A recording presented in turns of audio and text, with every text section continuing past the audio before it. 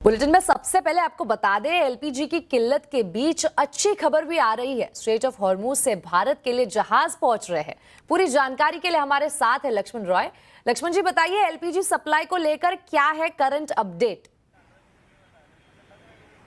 देखिए, सबसे पहले बात आपने सही कहा एलपीजी सप्लाई को लेकर के, क्योंकि घरेलू गैस, रसोई गैस, इसको लेके जो हाहाकार मचा हुआ सड़कों पर, उस मोर्चे पे एक बड़ी राहत की खबर है।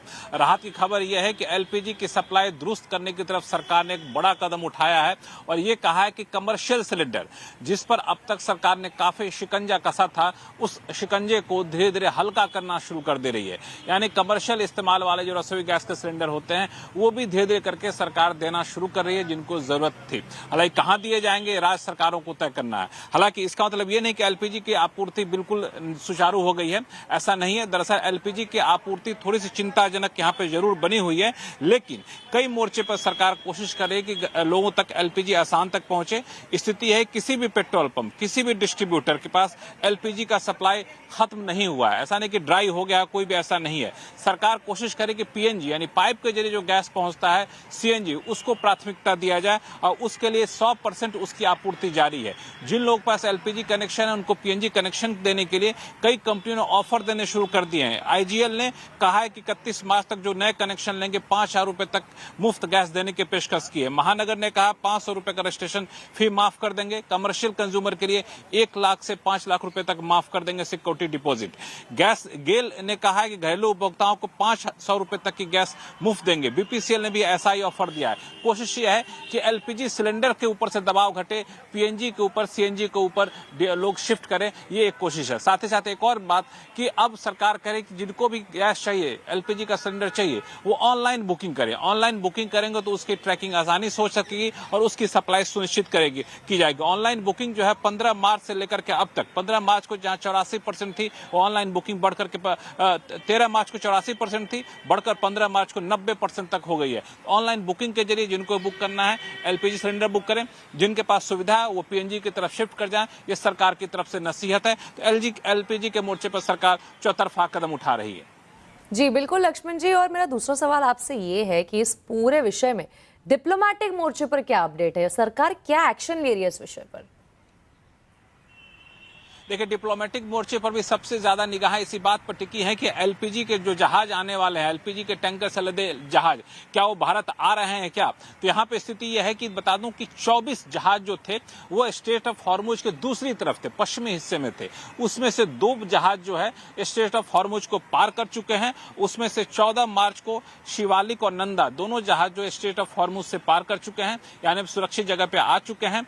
और इन दोनों जहाजों में एलपीजी के टैंकर है। इसमें से जो शिवालिक है वो तो आज शाम 5 बजे मुद्रा पोर्ट पे पहुंच जाएगा। दूसरा जहाज जो नंदा है वो कल भारत पहुंचेगा और ये भारत पहुंचने के बाद ऐसा नहीं कि लंबी प्रक्रिया होगी। पोर्ट पे पुख्ता इंतजाम किए गए हैं कि जैसे ही ये जहाज पहुंचे एलपीजी तुरंत निकाला जाए और जो रिफाइनर है वहां तक उसको पहुंचाया जाए ताकि जल्द से जल्द आम लोगों तक एलपीजी पहुंच सके। 22 जो जहाज है अभी जो बचे हुए हैं, 24 में से 2 आ गए, 22 जो बचे हुए हैं उसकी स्थिति सरकार अभी नहीं बता रही है औपचारिक तौर पर, लेकिन मुझे लगता है जब स्थिति थोड़ी सी सम्मानजनक होगी तो शायद सरकार ये बताए। स्ट्रेट ऑफ हॉर्मुज को लेकर एक और मुद्दा उठ रहा था। डोनाल्ड ट्रंप ने कहा है कि दुनिया के सभी देश अपने अपने जहाज भेजे ताकि स्ट्रेट ऑफ हॉर्मुज को सुरक्षित किया जा सके। क्या भारत डोनाल्ड ट्रंप की इस अपील पर साथ में जाएगा? जब ये सवाल विदेश मंत्रालय के प्रवक्ता से पूछा गया तो उनका कहना था कि अमेरिका से के साथ कोई द्विपक्षीय बातचीत नहीं हुई है। हालांकि दुनिया में इसको लेकर काफी ज्यादा चर्चा हो रही है। एक और सवाल लोग कई बार पूछ रहे हैं कि दुबई आने जाने वालों का क्या होगा, भारतीय जो उधर फंसे उनका क्या होगा? तो बता दूं कि 550 भारतीय नागरिक जमीनी रास्ते से ईरान से भारत की तरफ आ रहे हैं, अर्मेनिया के रास्ते होकर के, तो इनके सुरक्षित आने का इंतजाम किया जा रहा है। दुबई की एयरलाइंस जो है कई सारी सेवाएं सीमित संख्या में शुरू हो गई हैं। करीब 50 एयरलाइंस जो हैं उन पूरे क्षेत्र से भारत पहुंचने लगे हैं। तो स्थिति पूरी तरह सामान्य तो नहीं है, लेकिन थोड़ी सी राहत के संकेत जरूर यहाँ पे मिल रहे हैं। जी बिल्कुल लक्ष्मण जी, बहुत बहुत शुक्रिया इस पूरी जानकारी के लिए। वेस्ट एशिया में युद्ध के चलते एक्सपोर्टर्स को हो रहे नुकसान से राहत देने के लिए सरकार जल्द ही एक राहत पैकेज का ऐलान कर सकती है। आपको बता दें, वाणिज्य सचिव राजेश अग्रवाल ने कहा है कि यूएस के साथ ट्रेड डील को लेकर तैयारी पूरी है, लेकिन इसमें देरी हो सकती है। इस पर ज्यादा डिटेल के लिए हमारे साथ जुड़े संवाददाता आलोक प्रियदर्शी। आलोक, बताइए आखिर एक्सपोर्टर्स को राहत पैकेज को लेकर क्या खबर है और भारत यूएस ट्रेड डील को लेकर क्या अपडेट है? सबसे पहले मैं बताऊं कि जो एक्सपोर्टर्स हैं उनको खास तौर से जब से ये वेस्ट एशिया में संकट शुरू हुआ है, मिडिल ईस्ट में काफी दिक्कतें हो रही हैं। सरकार लगातार इस बारे में विचार कर रही है। डीजीएफटी की कमेटी तमाम इश्यूज को देख रही है और जो वाणिज्य मंत्रालय की तरफ से बताया गया है कि इसी हफ्ते एक्सपोर्टरों के लिए एक बड़े राहत पैकेज का ऐलान किया जा सकता है। इसको लेकर तैयारियां चल रही है। वाणिज्य मंत्रालय की तरफ से एक प्रस्ताव वित्त मंत्रालय को भेजा गया है। वित्त मंत्रालय की तरफ से जैसे ही मंजूरी मिलती है उसी तरीके से जल्द उसका ऐलान किया जाएगा और संभवतः इसी हफ्ते में इसका ऐलान कर दिया जाएगा ताकि एक्सपोर्टरों को जो अलग अलग जगहों पर माल भेजने में, कंसाइनमेंट भेजने में दिक्कत हो रही है, लॉजिस्टिक इश्यूज हो रहे हैं, उन सब से उनको राहत दिलाई जा सके। दूसरी बात जो वाणिज्य सचिव राजेश अग्रवाल ने बताया कि चूंकि हमारी यूएस के साथ जो ट्रेड डील को लेकर तैयारी पूरी थी, इसी मार्च में साइनिंग होना था, लेकिन जो यूएस का सुप्रीम कोर्ट है वहां पर जो उसने आदेश दिया ट्रंप एडमिनिस्ट्रेशन के खिलाफ, उसको लेकर अब ट्रंप एडमिनिस्ट्रेशन नए सिरे से जो टैरिफ स्ट्रक्चर है उसको तैयार कर रहा है और ये अलग अलग देशों के साथ एक ग्लोबल टैरिफ स्ट्रक्चर बनाने की तैयारी चल रही है। लिहाजा इसमें देर लग रही है और जैसे ही यूएस की तरफ से ये ग्लोबल टैरिफ स्ट्रक्चर जिसे कहा जा रहा है वो तैयार होगा, उस वैसे ही यूएस के साथ भारत की डील साइन हो जाएगी। लेकिन जो 18% जो डील जिस पर भारत तैयारी हुआ था, क्या वो वही 18% रहेगा? इस पर राजेश अग्रवाल ने कहा कि जब बाकी देशों के साथ जब डील होगी तो जाहिर सी बात है इस पे जो हमारा कॉम्पिटिटिव एडवांटेज भारत को मिलेगा और ये 18% घट भी सकती है। तो ये एक बड़ी राहत की बात है कि 18% घट भी सकती है, ऐसे संकेत मिल रहे हैं और साथ ही साथ बाकी देशों के साथ जो एक कॉम्पिटिटिव एडवांटेज है वो भी जरूर मिलेगा, ऐसा वाणिज्य सचिव की तरफ से आश्वासन दिया गया है। जी आलोक, बहुत बहुत शुक्रिया इस पूरी जानकारी के लिए। बढ़ते हैं आगे और आपको बता दें, वेस्ट एशिया संकट का असर पूरे एविएशन सेक्टर पर जारी है। ड्रोन हमले के बाद कुछ समय के लिए बंद होने के बाद दुबई एयरपोर्ट पर उड़ानें धीरे धीरे बहाल हो रही है। वहीं सरकार ने आज संसद को बताया कि संकट की वजह से भारतीय एयरलाइंस ने अब तक 4,335 उड़ानें रद्द की है। डिटेल्स लेते हैं रोहन सिंह से। रोहन, बताइए इस पूरे वेस्ट एशिया संकट का एविएशन सेक्टर पर किस तरह का असर दिख रहा है? जी, जब से ये संकट शुरू हुआ है दुबई इंटरनेशनल एयरपोर्ट पे इस तरह का ये चौथा हमला है। आज सुबह अर्ली मॉर्निंग एक ड्रोन अटैक होता है दुबई इंटरनेशनल एयरपोर्ट पे, जिससे कि एक फ्यूल टैंक में आग लग जाती है और करीब 7 घंटे तक जो यूएई का सिविल डिफेंस है वो इस आग पर काबू करने की कोशिश करता है और इस दौरान जितनी भी फ्लाइट्स हैं वो जो है रद्द कर दी जाती हैं। बहुत सारी ऐसी फ्लाइट्स जो इनबाउंड थी एयरपोर्ट के लिए वो उस दौरान सर्किल करती रहती हैं जब तक कि आग पर काबू पाने की कोशिश की जा रही होती है और उसके बाद ही वो लैंड करती हैं। और उसके बाद भी जो ऑपरेशंस हैं 7 घंटों तक पूरी तरह से जो है रद्द रहता है। लेकिन अब जो है दुबई इंटरनेशनल एयरपोर्ट ने यह घोषणा की है कि अब ग्रेजुअली वो ऑपरेशन शुरू कर रहे हैं कुछ लिमिटेड डेस्टिनेशंस के लिए। एमिरेट्स ने भी घोषणा की है कि वो दुबई इंटरनेशनल एयरपोर्ट से अपनी सेवाएं जो है दोबारा से बहाल करेगा ग्रेजुअल तरीके से। हालांकि जो भारतीय एयरलाइन है एयर इंडिया या एयर इंडिया एक्सप्रेस, उन्होंने कहा है कि आज वो पूरे दिन के लिए जो ऑपरेशंस है दुबई के लिए वो पूरी तरह से अब आज भी बंद रहेंगे। और सिर्फ दुबई ही नहीं, जो बाकी एयरपोर्ट्स हैं आसपास के रासल खैमा, शारजा, अबू धाबी, वो भी फिलहाल जो है वहां पे भी ऑपरेशन या तो काफी सीमित कर दिए गए हैं या पूरी तरह से बंद कर दिए गए हैं। इसी बीच सिविल एविएशन मिनिस्टर के राममोहन नायडू ने आज राज्यसभा को बताया कि जब से ये क्राइसिस शुरू हुई है तब से 4,335 भारतीय एयरलाइंस की जो उड़ानें हैं वो कैंसिल हुई हैं इस संकट की वजह से। और साथ ही जो भारत से ऑपरेट करने वाली मिडिल ईस्ट के लिए इंटरनेशनल फ्लाइट्स हैं, इंटरनेशनल एयरलाइंस की जो फ्लाइट्स हैं वो करीब 1100 से ज़्यादा कैंसिल की गई हैं। हालांकि उन्होंने ये भी बताया कि इस संकट जब से शुरू हुआ है तब से 2,19,000 के करीब ऐसे यात्री हैं जो मिडिल ईस्ट से जिन्होंने ट्रैवल किया है इस संकट के दौरान भी। हालांकि उन्होंने ये भी कहा कि इस वक्त जो भारत सरकार की प्रायोरिटी है वो है सुरक्षा, उड़ानों की सुरक्षा, और इसलिए जब तक ये संकट पूरी तरह से हल नहीं हो जाता है तब तक जो पूरी तरह से जो फ्लाइट्स हैं, ऑपरेशंस हैं, वो पूरी तरह से बहाल नहीं होंगे। जी रोहन, बहुत बहुत शुक्रिया इस पूरी जानकारी के लिए। अमेरिका, इजरायल और ईरान के बीच चल रहे युद्ध का फिलहाल अंत होता नहीं दिख रहा। अमेरिका की धमकियों के बावजूद ईरान लगातार अपने पड़ोसी देशों पर हमला कर रहा है, जहां वो अमेरिका और इजरायल के सैन्य ठिकानों को निशाना बना रहा है। ईरान ने ड्रोन हमलों के जरिए कुवैत इंटरनेशनल एयरपोर्ट को निशाना बनाया। रिपोर्ट्स के मुताबिक 3 ड्रोन से एयरपोर्ट पर हमला किया गया, जिससे अमेरिकी रडार सिस्टम को नुकसान हुआ है। इधर इजरायली सेना ने ईरान को लेकर एक बड़ा दावा किया है। आईडीएफ के मुताबिक इजरायली वायुसेना ने तेहरान के मेहराबाद एयरपोर्ट पर हमला करके ईरान के पूर्व सर्वोच्च नेता अली खामेनेई के विमान को नष्ट कर दिया है। इसके अलावा आईडीएफ ने मेहराबाद एयरपोर्ट पर खड़े 16 विमानों को भी तबाह करने का दावा किया है।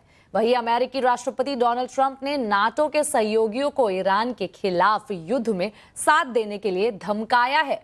ट्रंप ने कहा है कि नाटो को स्ट्रेट ऑफ हॉर्मूज खोलने में उनकी मदद करनी होगी। अगर वो अमेरिका के साथ नहीं आते तो उनको इसका अंजाम भुगतना होगा। यूएस ईरान युद्ध पर दुबई से अपडेट दे रही है अरुणिमा।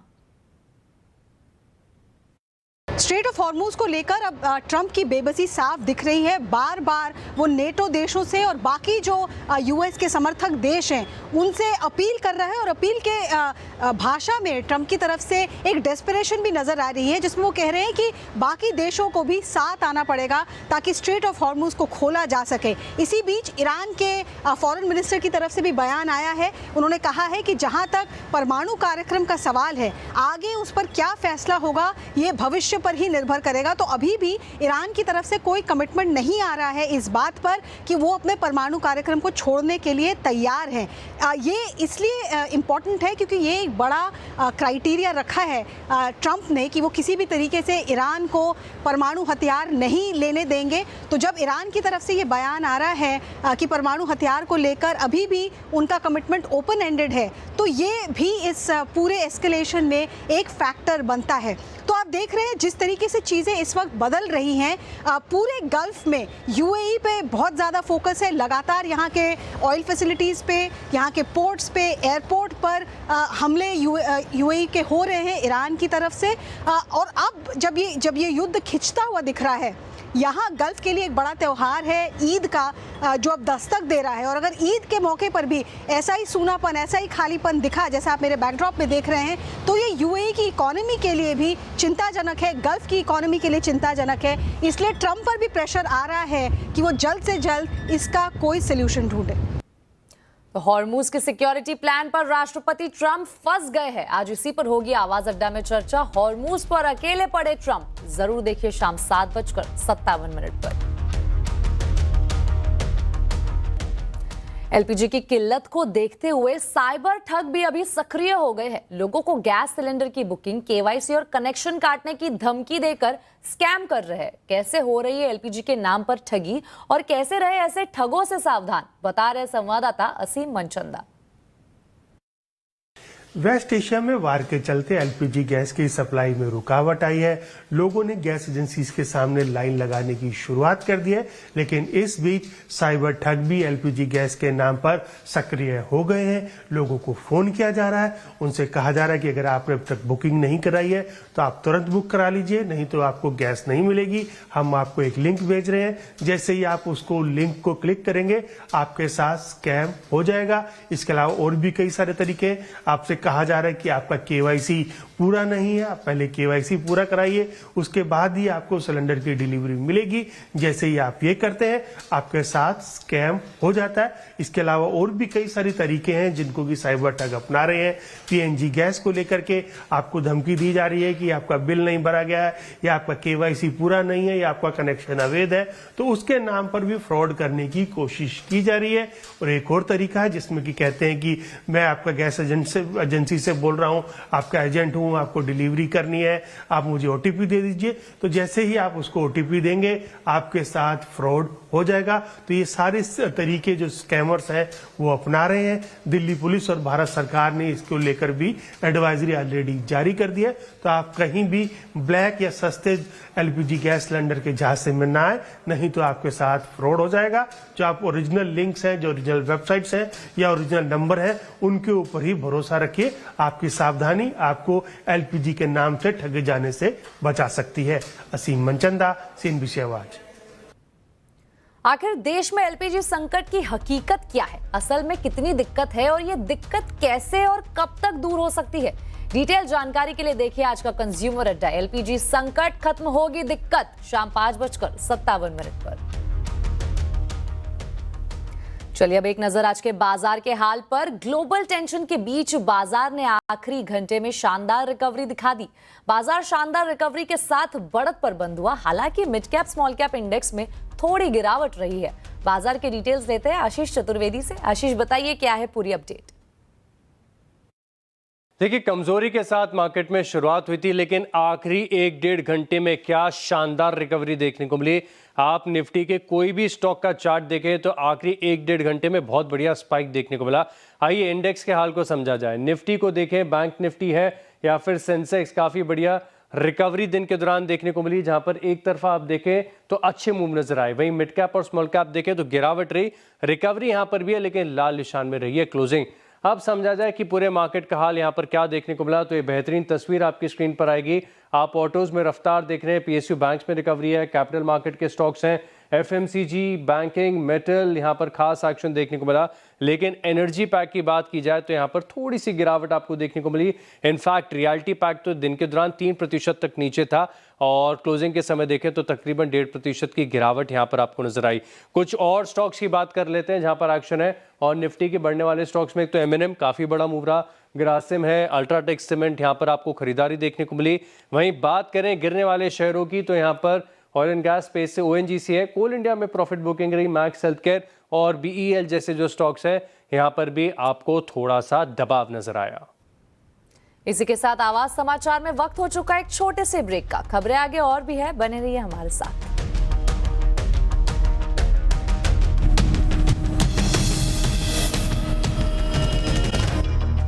आज 10 राज्यों में राज्यसभा सीटों के लिए मतदान हो रहा है। इस बार 37 सीटें खाली हुई है, लेकिन इसमें से 26 सीटों पर कोई मुकाबला नहीं हुआ। वोटों की गिनती के हिसाब से इन सीटों पर उम्मीदवार निर्विरोध जीत चुके हैं, लेकिन 11 सीटों पर फैसला मतदान से होगा। जिन 26 सीटों पर निर्विरोध उम्मीदवार जीते हैं उनमें से 7 सीटें बीजेपी को, 5 सीटें कांग्रेस को, 4 सीटें टीएमसी और डीएमके को 3 सीटों को मिली है।